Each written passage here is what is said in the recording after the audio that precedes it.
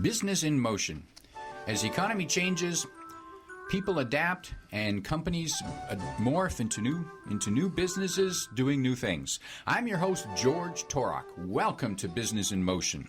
If you are in business or thinking of going into business, this show's for you.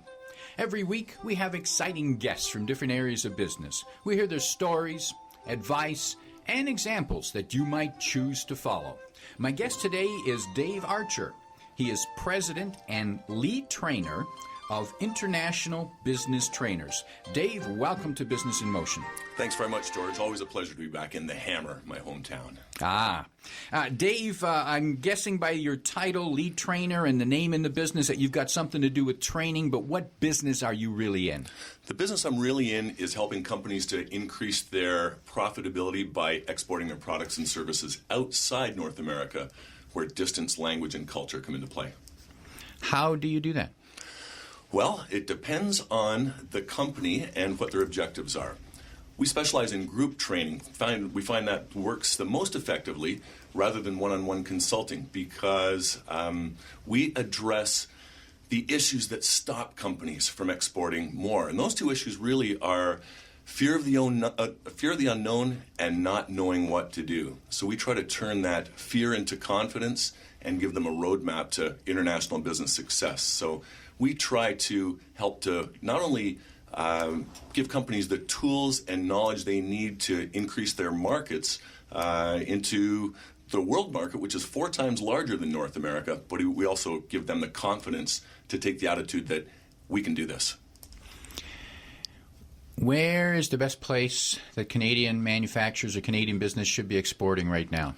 Great question. The United States is obviously the first stop. There are cousins. We have similar language and cultures, although we don't always admit to that. But it depends on the company. Some companies might have, Australia might be an ideal market, Germany, South Africa, China even. I know a lot of Canadian companies, North American companies are concerned about the Chinese market, but the reality is it is a great market for a lot of our products. And if they find out a little bit more about that market, they're going to have 400 million middle-class consumers within the next 20 years or so. That's more than the population of North America right now. So we need to be looking into that market, getting ahead of the curve, and taking a close look at that market now.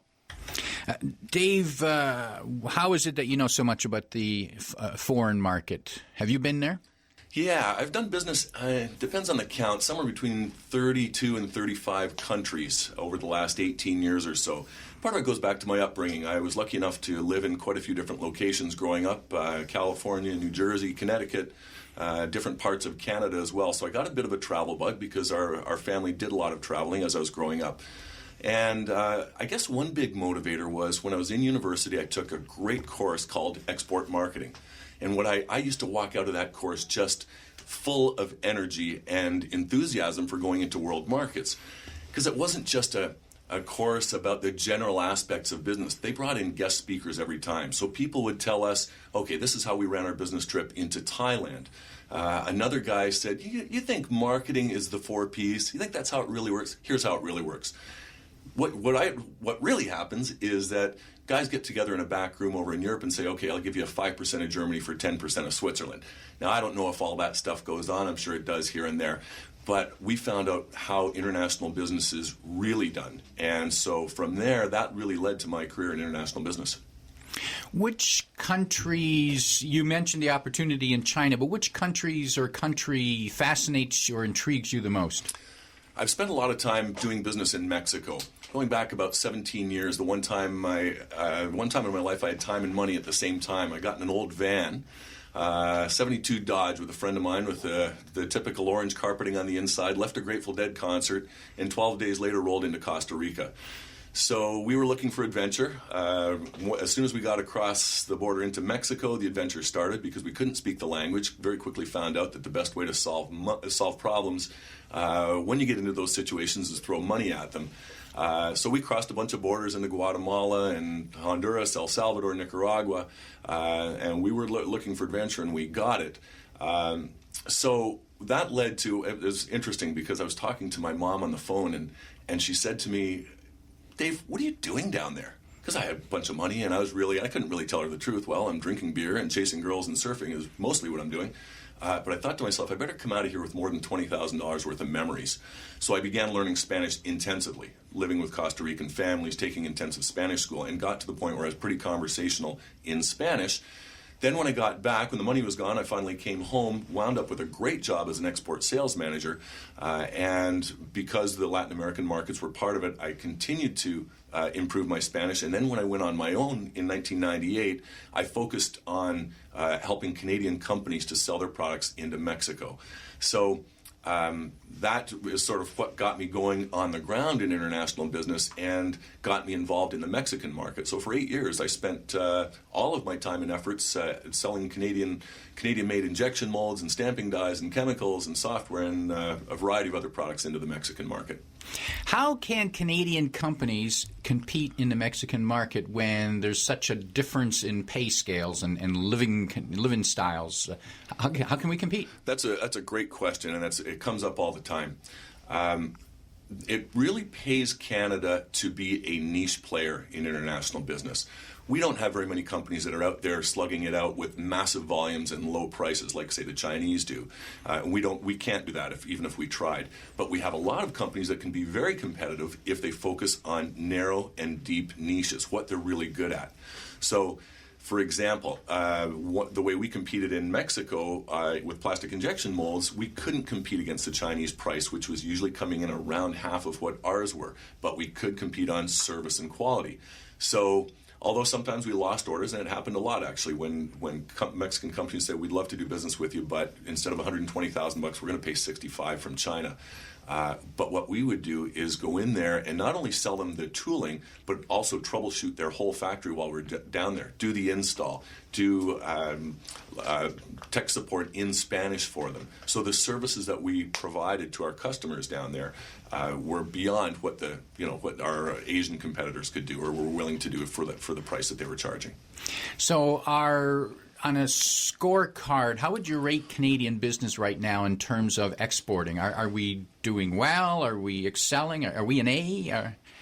We are an F. An F. I'm sorry to say that. And this is a real issue that I have with how we do on exports. In fact, the statistic for that one is out of 191 countries in the world, we are gaining market share in all of one. So we are losing market share in 190 out of 191 countries out there. That one country is Mexico.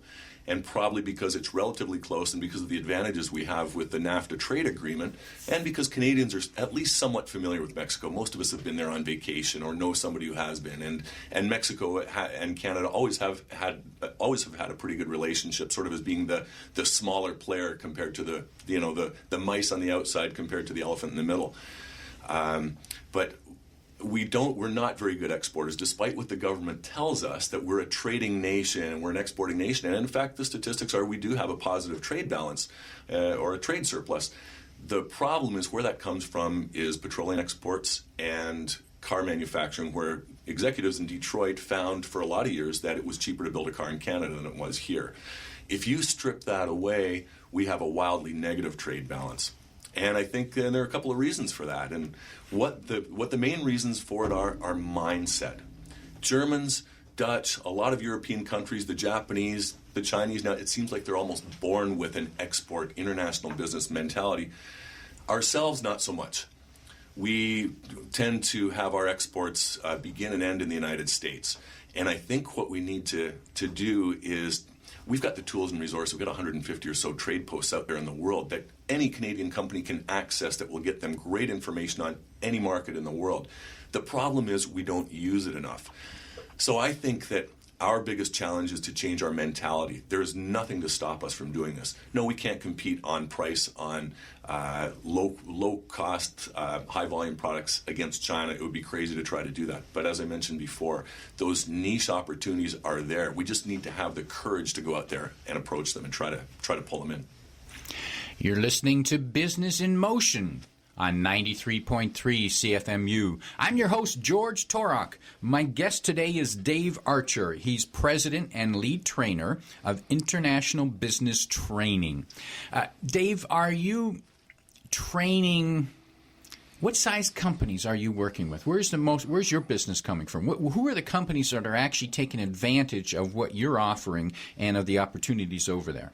What do they look like? Our companies tend to be small and medium-sized clients. The big companies who already have an export division, who've already recognized the importance of doing business in the world market, which again is 4 or 5 times bigger than the U.S. market, they don't really need our help. It's the ones that don't know what to do, that are afraid, that know they should be exporting, but just haven't quite gotten around to it because something came up, a personnel issue, a machine in the back exploded, and something always seems to get in the way. What industries have the greatest opportunity to find business overseas? Great question, and the good news is there are opportunities everywhere. I mean, I can get an order for a company in any market in the world for any product. The challenge is sometimes it's prohibitively expensive to do that. Doesn't mean I can help a company to successfully and profitably compete in another market. Some cannot. The important thing is, though, and it's interesting, we talk maybe about the risk of failure, and that's something that people are afraid of. What if I fail? Here's the worst case scenario. You do a trade show in Mexico City. You decide to do that. It's going to cost you about $5,000 to go to, whether it's Mexico City or Shanghai or anywhere. You can go to any city in the world for a week for about $5,000. You can also rent a 10-foot by 10-foot booth at just about any trade show in the world for about $3,000 and add a couple more thousand for your brochures and decorations and the scanner and all that. $10,000, you can do a trade show for a week in any part of the world. So the worst thing happens. You go in there and you find out you're going to get your butt kicked. Well, that's not such bad news. Obviously, you would love to find out that there's a massive opportunity. You can make a ton of cash in this market. It generally isn't that easy. Usually, there are a bunch of challenges that you're going to find out, and that's what the bottom line is of going out there and doing that trade show. You see your competitors at their best. You find out why local companies buy. You see what other people are doing. You see where the trends are going. So if you find out that you can't compete in that market that you just did the trade show at, you are still going to come home a stronger and tougher competitor in the domestic markets that you already have. So it can only do you good. Failing in that situation still does you good. Can Canadian companies compete exporting services as well as hard products? Absolutely. And interesting, the main difference between selling services and selling products is products can be compared much more easily by looking at the specifications and the attributes and the features and benefits. Services, much more, you're selling yourself. So it helps to have a positive attitude toward us, generally speaking, in the world. I'm not so sure that's so true with the environmentalists lately, based on what's come out of Copenhagen, but generally speaking, Canadians are very well received anywhere we go in the world, and that begins the relationship right there. You know, in a lot of parts of the world, relationships are critical for doing business. So we're good at developing relationships. We don't tend to step on too many people's toes. We're well received. So services, I'll bet you we have even a better opportunity to do business worldwide. A company that's thinking of exporting and may or may not have a country where they know they can export, what first 2 or 3 things should they do? Well, how can they test the waters and spend and waste as little money as possible? Excellent question. The first thing to do is to understand what their internal resources are. So number one, do you have the money? And as I mentioned, you're going to need $10,000 to actually go into a market and find out for sure if you can do business there or not. Do you have people that can do that? Do you have people that can speak that language, or can you hire them? Do you have a product or service that can compete in that market? So those are some things to look at inwardly before you even start exporting. The next step after that is to start looking for possible target markets. So you pick 1 or 2 or 3 of them and think, okay, just based on what I know about the world, what I know about my industry, what makes sense for, or even what I like, where do I like the food, where do I have relatives, whatever personal reasons people may have. Where can I start exporting? Then the challenge after that is to confirm if that initial idea is correct. And that's where you start doing your market research. You use those trade posts that the government's put in place for you. You do online research. I have a database of 3,500 websites that you can use to do market research on every country in the world, including Christmas Island. Christmas Island. I think that's out in the Pacific off the coast of Australia somewhere, but I know that I do have a website. If you want it, if you decide Christmas Island is your target market, I don't know how many people they have there. I've never checked into it, actually. I've just kind of laughed when I saw that was one of the websites that I'd found. So then you confirm if you can do business in that market, and part of that is by approaching customers and distributors in that market and listening carefully for that feedback to find out, are people real interested in your product and in picking up your product line in that market, or are they not? And if you do get positive interest, that's when it's time to call your travel agent and go over there and find out for yourself. Dave, you sound quite passionate about what you do in this business, but there must be some things some obstacles in the way. What's your biggest frustration with this business? It goes back to mindset.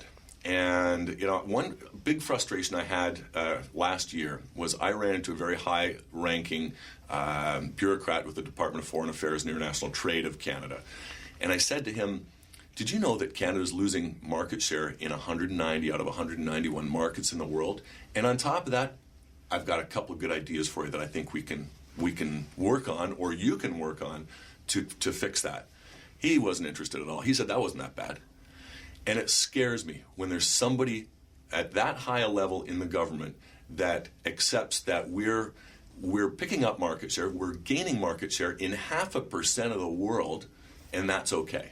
So it goes back to mindset. I think what I remember from the 80s is Michael Wilson. He's remembered more for bringing in the GST, but I remember him more as an international trade minister. And he's the only international trade minister that I have ever seen that recognized that it's mindset and motivation is what we need the most. So he ran a bunch of Yes We Can Canada advertisements on Hockey Night in Canada and showed Joe's woodworking in Antigonish, Nova Scotia with 20 employees that had successfully secured a $100,000 order out of Germany, and showed how some little company in a far-flung location in Canada could be successful exporting. And I think that goes a lot further in getting into the Canadian mindset and getting more business owners here in Canada thinking, I can do this. Dave, little on the personal side, what do you do? What do you do to relax? What recharges you? I live in Barrie. And that part of the world is at its best in the wintertime, in my opinion. So I've got some outdoor toys like an ATV and snowmobile. I take my kids on that. That's a major activity is showing my kids cool things in life, taking them to Florida and that.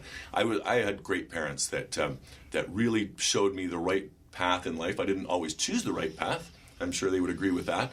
And I feel it's my responsibility and my passion to help to do the same for them. So relaxing. I'm kind of a full speed or stop kind of person, so I like to go full on or completely lounge. So I don't have a half speed. Full speed or stop. Who inspired you? Who are your heroes? Heroes. Well, on the business side, I made mention of Michael Wilson. I thought he did a great job as a government person, and for the reasons that I already outlined. On the kind of social side, Jim Rockford. I mean, that guy was, number one, he was cool. And you remember him from the Rockford Files. The Rockford Files. Yep. He was cool. He was also a real-life person that when he got in over his head, he got beat up, but he licked his wounds, dusted himself off, and came back and came out swinging the next day. And finally, I would have to say my dad. He's a quiet guy, not a firebrand at all, but by watching what he does, not so much listening to what he says, but by doing the right thing when nobody's looking, and by helping people that need it, whether it be people, for example, maybe I wouldn't be surprised if they're helping out with the effort in Haiti right now, and I know he's helped me on some occasions when I needed it as well. So those would be three main ones. Your father is a professor in the business school at DeGroote. That is correct. DeGroote Business School. Yep. How much did that influence you when you went into your business? Did he encourage you to go into business? Cautiously. I think we're different personality types. He's conservative, doesn't take chances. It used to drive me crazy because when I would come up with these brilliant business ideas, like the solar-powered coffee cup. That inside... Everyone's got to have one of those. It'll keep your coffee hot, won't it? Especially if you're working night shift. But then he pointed out the 2 light bulbs in the room. So how many light bulbs do we have here? Okay, there are 2. So let's say that's 200 watts. What percentage of that light is going to hit that coffee cup? Okay, maybe 1%. So now we've got 2 watts of power. Is that really going to keep that coffee cup warm? So he often had valid reasons why this or that business idea wouldn't work out. So when I went into business, originally I planned on doing it, and I've taken his advice at a couple of critical points, and I went into business later than I otherwise would have, partly on his advice, when he said, why don't you go do this? And I'm talking about international business now. Why don't you go and work for a company for a few years before you go out on business? Make some mistakes, learn what you're doing, and then hang out your single. I took that advice, and it paid off. Did you make some mistakes? Lots. On somebody else's dime, and it doesn't hurt so bad that way. Well, that's true. Although on the other hand, I mean, that was the best job a person could ever have. 4 years of traveling the world. That was where I spent most of my time working in all those different countries. The company was paid for it. They got lots of sales from it. I was able to quadruple their export sales over 4 years, and I got some great experience, met some great people, had some great life experiences, and that's really again why I encourage people so much to go into business internationally, because it is exciting. We're here on planet Earth for a 75 or 80 year ride, and we want to have as much fun as possible and have it as rewarding as possible, and that really affords the opportunity to do that. So. Dave, if you had the chance to sit down with some young students who perhaps are just beginning their career, and what would you say? What advice would you give them about them individually looking for international experience? Well, if they were not quite ready, if they were old enough to travel on their own by themselves in far-flung parts of the world, then I would suggest backpacking.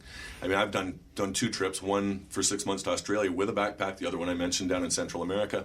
The experience that you get, seeing how the other side lives, seeing what other people are doing with their lives, it tends to send people home grounded and much more aware of themselves, how they fit into the world, and where they can go with it. Business-wise, I strongly recommend looking at international markets or for doing business internationally. There are opportunities out there that we are just unaware of, and you don't really find out about them. I can't sit here and say, well, actually, there's a great opportunity for boat manufacturers in Korea right now, although I happen to know there is. If you make boats, Korea's a good place to sell them right now? Absolutely. They just demilitarized the coastline there, and they're building marinas as fast as they can, so it's a great market right now, and I found that out from training about 120 companies down in Florida out of the marine industry over the last 6 months. Yeah. So my main advice, just go for it. Dave, if anyone wants to get a hold of you, your website, what is that, please? www.ibtrainers.com. So IBTRAINERS.com. IBtrainers.com, as in International Business Trainers. Correct. IBtrainers.com. That's Dave Archer if they want to get a hold of you. Dave, if you could give one piece of advice to a business out there who's looking at this year and they're putting their business plan together and export is not a part of it right now, what would you suggest they do to consider exporting? Well, number one is make exporting a priority, at least in terms of something to look at. Those steps that I mentioned earlier in the show on the road to international business, most of those, you take a lot of those steps and do a lot of work before you've spent a dime. So you can really do a good job of investigating a foreign market or multiple foreign markets before you spend any money. So some companies are tight for money right now. We've gone through some difficult times economically, and I understand that. But that shouldn't stop anybody from looking at it. The world market is 50 times bigger than the Canadian market. So it's just crazy to ignore that. And there are opportunities. And again, it's fun and it's exciting and it's tax deductible. The Canadian export offices, are they helpful? They're really helpful. They're very good. I just don't think we use them enough. Key thing, too, is don't contact them and say, I'm from ABC Company, can you help me export? They will roll their eyes and you won't get good service because the people over there in those trade posts get those kinds of inquiries every day. The main thing to do is say, this is who we are. We're looking at exporting into this market. This is why we're good. These are our objectives in the market, and this is the kind of company that we want to do business with. they will love you for that. They will instantly have a very clear idea that A, of what you're trying to accomplish, and B, that you're serious and if you've done your homework. Dave Archer, President and Lead Trainer of International Business Trainers, thank you very much for joining us on Business in Motion today. My pleasure, George. Thank you. Tune in every Friday at 12 noon to Business in Motion on 93.3 CFMU. I'm your host, George Torok. Thank you for listening.